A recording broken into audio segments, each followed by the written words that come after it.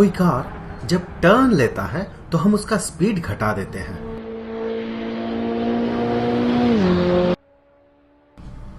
इसके पीछे का रीजन ये है कि जब कार टर्न लेता है तो उसके सर्कुलर मोशन और उसके अपने ही स्पीड के कारण उसमें एक्ट करता है एक सेंट्रीफ्यूगल फोर्स।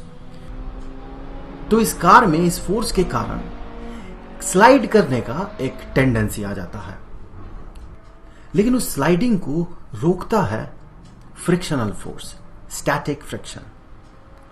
लेकिन स्टैटिक फ्रिक्शन का भी अपना एक लिमिट है, उसका भी मैक्सिमम लिमिट है।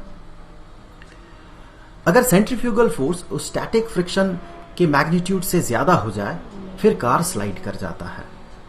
इसीलिए सीधे सपाट रोड में तो हम काफी तेजी से कार चला लेते हैं, लेकिन टर्निंग में हम अपना स्पीड घटा लेते हैं। आप यहां बाईं और नीचे की तरफ अगर देखेंगे तो आपको समझ में आएगा, यहां स्पीड रिफ्लेक्ट कर रहा है। और अगर आप जानना चाहते हैं कि फ्रिक्शन किस तरह से काउंटर करता है सेंट्रीफ्यूगल फोर्स को और इक्वेशन क्या क्या बनता है, तो उसके लिए मैं एक वीडियो का लिंक आपको यहां पर दे रहा हूं सजेस्टेड वीडियोस में, वहां पर क्लिक करके आप उसे देख लें। लेकिन हम अगर ये चाहें कि टर्निंग में भी कार की स्पीड जो है ये काफी ज्यादा हो, तो हम सिर्फ फ्रिक्शन पे रिलाई नहीं कर सकते हैं। इसके लिए हमें रोड को बैंक्ड करना पड़ता है, रोड में बैंकिंग इंट्रोड्यूस करना पड़ता है। बैंकिंग क्या होता है, यहां पर देखें, यहां रोड जो है ये टेढ़ा है, ये स्लैंट रोड है। इस तरह के रोड्स को हम बैंक्ड रोड कहते हैं, या फिर इसे हम रोड का बैंकिंग कहते हैं। यहां पर अगर आप देखेंगे स्पीड कार की तो ये काफी ज्यादा है। पिछले सपाट रोड में जो टर्निंग था वहां जो स्पीड थी कार की उससे काफी ज्यादा है अभी।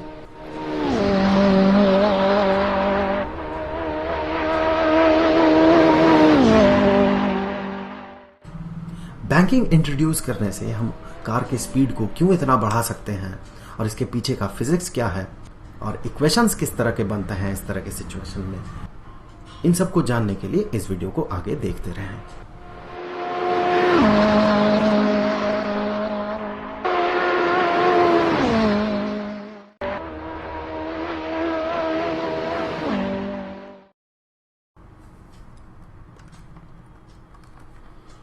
बैंक्ड रोड सर्कुलर मोशन के लिए कितना हेल्पफुल है, इसे हम इस बात से समझ सकते हैं कि अगर फ्रिक्शन बिल्कुल ना हो कार के टायर और रोड के बीच, तो भी एक सर्टेन स्पीड के लिए banked road circular motion support करता है। बड़ा अजीब लगता है सुनने में कि सर्कुलर मोशन हो रहा है, फ्रिक्शन नहीं है, फिर भी कार स्लाइड नहीं कर रहा है। तो यह हमारा पहला केस होगा, इस पे हम सबसे पहले चर्चा करेंगे। फिर हम दो और केसेस को कंसीडर करेंगे जहां पर कि ये कार बहुत ज्यादा स्पीड के कारण ये ऊपर की तरफ स्लाइड करेगा, और तीसरा केस हम कंसीडर करेंगे कि इसमें स्पीड अगर बहुत कम है तो ये नीचे की तरफ स्लाइड करेगा।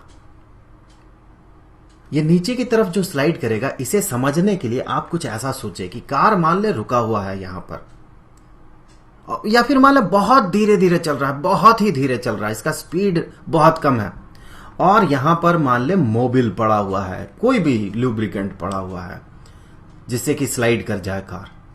तो जब ये क्रॉस करेगा उस जगह को, तो क्या ये स्लाइड नहीं करेगा नीचे की तरफ? करेगा। इसका मतलब एक सर्टेन स्पीड से नीचे अगर इस कार का स्पीड हो तो ये नीचे स्लाइड कर जाएगा। उसी तरह से एक सर्टेन स्पीड से ज्यादा अगर इसका स्पीड हो तो ये ऊपर की तरफ स्लाइड करेगा। मतलब कि हमें मैक्सिमम स्पीड और मिनिमम स्पीड भी पता लगाना है। तो हो गए तीन केसेस। तो सबसे पहला जो केस होगा जो हम पता लगाएंगे वो ऐसा होगा, ताकि फ्रिक्शनलेस अगर सरफेस हो, फ्रिक्शनलेस हो अगर सरफेस, तो भी इसमें सर्कुलर मोशन हो सकता है। केस नंबर 2 ये है कि जो मैक्सिमम स्पीड होगा इस कार का, ताकि ये स्लाइड ना करे। और केस नंबर 3 में हम पता लगाएंगे जो इसका मिनिमम स्पीड होगा, ताकि ये नीचे की तरफ स्लाइड ना करे। तो फर्स्ट केस के लिए देखें सिचुएशन कैसा होगा कि यहां पर कार का जो ग्रेविटेशनल पुल है वो नीचे की तरफ होगा एज यूजुअल। कार का जो मास है इसे हम मान लेते हैं कि ये m है, तो फिर ये जो होगा ये mg होगा नीचे की तरफ। और इसका जो सर्कुलर मोशन है उस सर्कुलर मोशन के कारण सेंटर से दूर बाहर की तरफ ये एक फोर्स एक्सपीरियंस करेगा और वो फोर्स कुछ ऐसा होगा, इस डायरेक्शन में होगा। और ये मान ले Fc है, तो ये बराबर होगा इसका मास इंटू इसका जो स्पीड है उसका square divided by r, radius. ये r है, जिस सर्कुलर पाथ में ये घूम रहा है उस सर्कुलर पाथ का रेडियस। और ये रोड इस कार पे एक नॉर्मल रिएक्शन अप्लाई करेगा। हमें पता है वो नॉर्मल रिएक्शन कैसा होगा, वो नॉर्मल रिएक्शन इस सरफेस पे नॉर्मल होगा, तो ये नॉर्मल रिएक्शन कुछ ऐसा होगा, ये इस सरफेस पे नॉर्मल है। अब यहां एक और मुद्दा, वो ये कि ये रोड का जो ढलान है उसे हम कहते हैं एंगल ऑफ बैंकिंग। यहां से आप देखें ये जो एंगल होगा, यहां पर ये जो एंगल होगा इसे हम एंगल ऑफ बैंकिंग कहते हैं। इसे चलिए थीटा से डिनोट कर लेते हैं। और ये है क्या, इसे हम कहते हैं एंगल ऑफ बैंकिंग। और ये क्या था, ये था नॉर्मल रिएक्शन। अब हमें क्या करना होगा, देखिए यहां पर सिर्फ 3 फोर्सेस काम करेंगे, क्योंकि यहां हमने एक स्पेशल केस कंसीडर किया है जहां पर कि अगर रोड फ्रिक्शनलेस भी हो तो भी ये सपोर्ट कर जाएगा सर्कुलर मोशन। तो इस तरह के केसेस में जरूर फ्रिक्शन एक्ट नहीं कर रहा है, तो यहां फ्रिक्शन एक्ट नहीं करेगा। आगे जब हम Vmax और Vmin पे बात करेंगे उसके बाद हम इस सिचुएशन को और बेहतर तरीके से समझने का कोशिश करेंगे।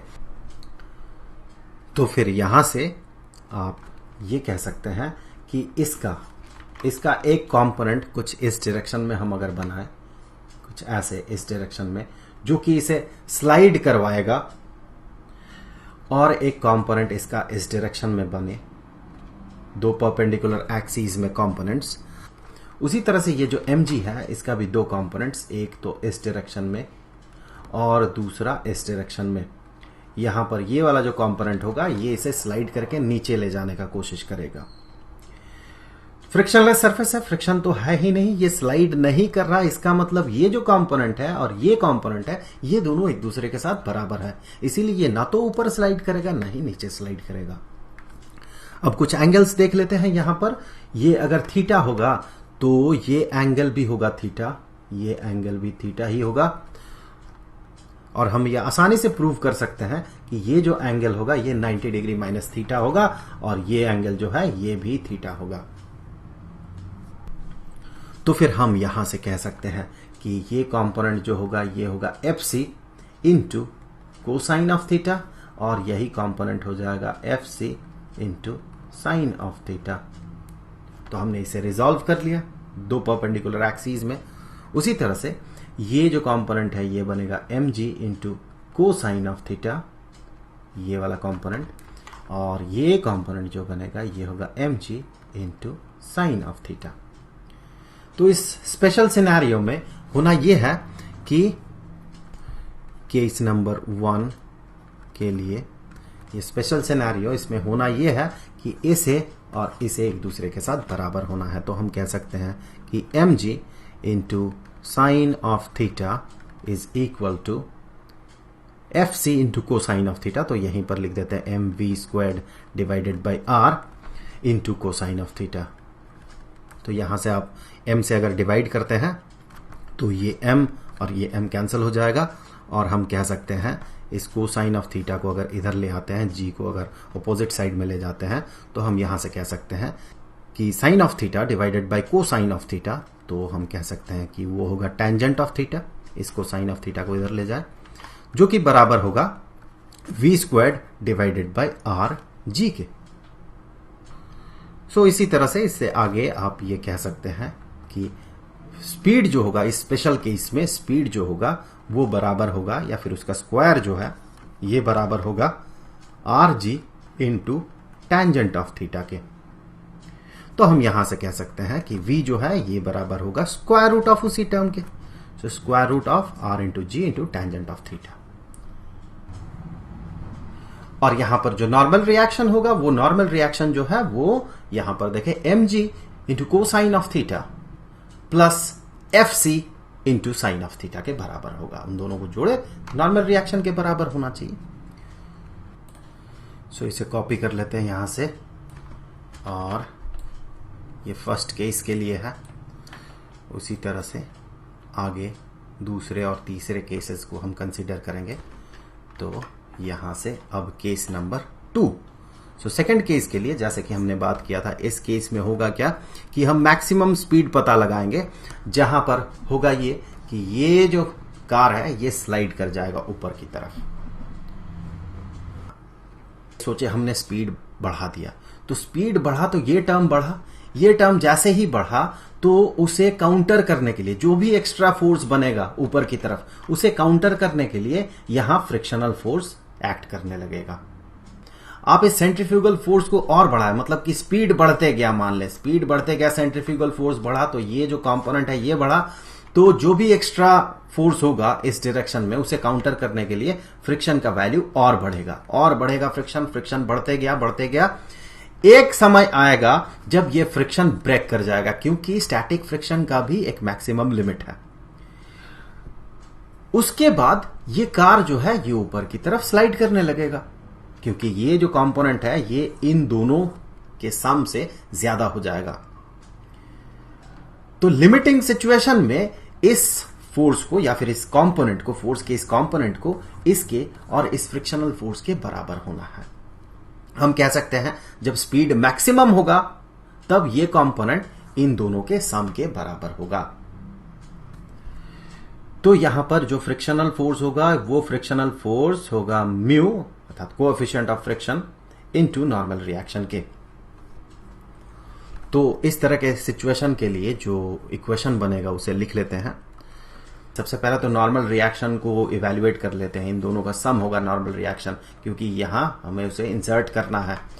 तो नॉर्मल रिएक्शन R ये बराबर होगा, देखिए mg into cosine of theta plus fc into sine of theta. fc यहां पर सेंट्रीफ्यूगल फोर्स है, इसका वैल्यू हम बाद में इंसर्ट करेंगे। अब देखें इस टर्म को इन दोनों के सम के बराबर होना है, तो हम कहेंगे यहां से कि fc into cosine of theta, ये लिमिटिंग केस है, इसके बाद ये स्लाइड कर जाएगा, is equal to mg into sine of theta plus mu into r, mu जो कि है coefficient of friction into normal reaction. तो नॉर्मल रिएक्शन की जगह ये वाला वैल्यू पुट कर लेंगे हम, तो उसी को हम कुछ ऐसे लिख सकते हैं, plus mu into mg into cosine of theta plus mu into fc into sine of theta. तो fc वाला टर्म को एक साथ रखते हैं, क्योंकि हमें स्पीड पता करना है। स्पीड हमें कहां से मिलेगा, हमें fc से मिलेगा स्पीड। सो fc वाले टर्म्स को अगर हम साथ में रखते हैं तो हम कहेंगे fc into cosine of theta minus mu into fc into sine of theta is equal to mg into sine of theta plus mu into mg into cosine of theta. तो यहां से fc को अगर कॉमन आउट करते हैं तो हमें क्या मिलेगा, fc को कर दिया कॉमन आउट तो fc के जगह mv square divided by r लिखते हैं, स्मॉल लेटर r जो कि है रेडियस ऑफ कर्वेचर। इसे कॉमन आउट कर दिया तो हमें ब्रैकेट के अंदर मिला cosine of theta minus mu into sine of theta, जो कि बराबर होगा, इस साइड से अगर mg को कॉमन आउट करते हैं तो sine of theta plus mu into cosine of theta. अब यहां से आगे अगर हम m से डिवाइड करते हैं तो देखिए ये m कैंसिल हो जाएगा। तो यहां से हम कह सकते हैं कि v स्क्वायर्ड का जो वैल्यू होगा, चलिए यहां पर लिखते हैं, यहां पर जो मैक्सिमम स्पीड होगा, यहां पर मुझे v मैक्स से लिखना चाहिए था क्योंकि ये मैक्सिमम स्पीड है, इसके बाद ये ब्रेक कर जाएगा ये फ्रिक्शन और फिर ये स्लाइड करके ऊपर चला जाएगा। तो इस केस में जो स्पीड होगा उसका जो स्क्वायर होगा स्पीड का वो किसके बराबर हो रहा, देखिए यहां पर r को ले जाए इधर, तो ये हो गया आर जी इंटू ये टर्म और डिवाइडेड बाय ये, so R G into sine of theta plus mu into cosine of theta divided by ये वाला टर्म जो है cosine of theta minus mu into sine of theta. और अगर इस स्क्वायर को हटा दे तो हमें स्क्वायर रूट करना होगा। सो इक्वेशन के दोनों साइड का स्क्वायर रूट कंसीडर करेंगे तो हमें मिलेगा v इज दैट। और ये v कैसा v है? ये v मैक्स है, मैक्सिमम स्पीड। अब उसी तरह से तीसरा केस हमें कंसीडर करना है। तो तीसरा केस में होगा ये कि इसमें ये वाला जो टर्म है ये बहुत छोटा हो जाएगा, तो इस कार का जो टेंडेंसी होगा स्लाइड करके नीचे की तरफ जाने का होगा, जिसे रोकेगा ये फ्रिक्शन। तो यहां पर फ्रिक्शनल फोर्स कुछ ऐसे एक्ट करेगा, इस डायरेक्शन में नहीं होगा फ्रिक्शनल फोर्स, बल्कि इस केस में फ्रिक्शनल फोर्स जो है इसके ऑपोजिट डायरेक्शन में एक्ट करेगा। अब फ्रिक्शनल फोर्स इस डायरेक्शन में एक्ट करेगा और यहां पर फ्रिक्शनल फोर्स ये जैसे पिछले केस में था वही होगा, म्यू आर होगा ये। तो ये अब ऊपर की तरफ एक्ट करने लगा। तो यहां पर जो इक्वेशन अब बनेगा वो कुछ ऐसा होगा। मैं फिर से नॉर्मल रिएक्शन के लिए लिख लेता हूं। इक्वेशन जो था R is equal to M G into cosine of theta plus F C into sine of theta. अब जो इक्वेशन बनेगा वो कुछ ऐसा होगा कि इसका स्पीड कुछ इतना है कि जस्ट ये स्लाइड करने से रुका हुआ है, मतलब कि मिनिमम स्पीड है इसका, इससे कम होगा तो स्लाइड करके नीचे चला जाएगा। इसे, इस फोर्स को इन दोनों फोर्सेस के साथ बराबर होना होगा। तो हम कहेंगे यहां से कि M G into sine of theta is equal to F C into cosine of theta plus mu R. तो इसके साथ ये आर है, नॉर्मल रिएक्शन है, इसके साथ म्यू मल्टीप्लाई करें। So mu M G into cosine of theta plus mu F C into sine of theta. तो एफ सी वाले टर्म को एक साथ रखें और फिर बाकियों को अलग तरफ रखें। तो एफ सी वाले टर्म जो है उसे हमने एक तरफ रखा। So F C into cosine of theta, और इसे भी रखते हैं plus mu F C two sine of theta is equal to, इसे ले जाएंगे ऑपोजिट साइड में। देखिए लेफ्ट हैंड साइड और राइट हैंड साइड को हमने पहले ही स्विच कर लिया है, तो अगर कंफ्यूज है तो थोड़ा बेहतर तरीके से इसे देख ले। सो इसे ले जाएंगे इधर तो ये निगेटेड हो जाएगा। तो M G into sine of theta minus mu M G into cosine of theta.